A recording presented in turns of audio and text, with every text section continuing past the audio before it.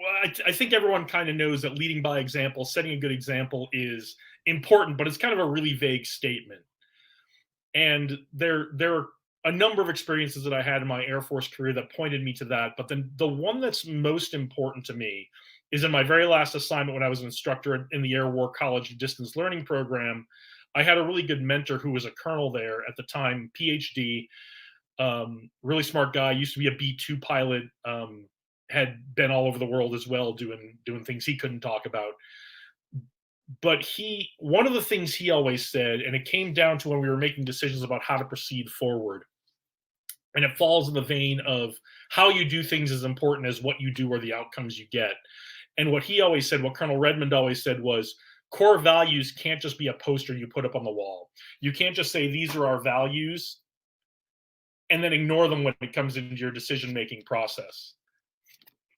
So that was something that really resonated with me, that really stuck with me as I started this business, is whether it's values, whether it's the objectives we're after, whether it is the procedures we use, all of those things, and more, are really important. Those are the things we have to factor into our decision making process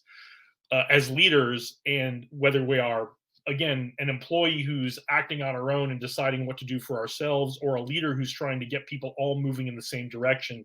It's really important to be conscious about what we're choosing as values, what we're choosing as objectives, what we're choosing as processes and procedures for our team,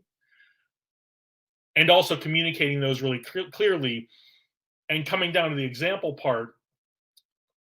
if we say out loud we want to do something, if we say our values are one thing, but we consistently are doing things that are the opposite thing, we send a message that those values don't matter, that there is no real conscious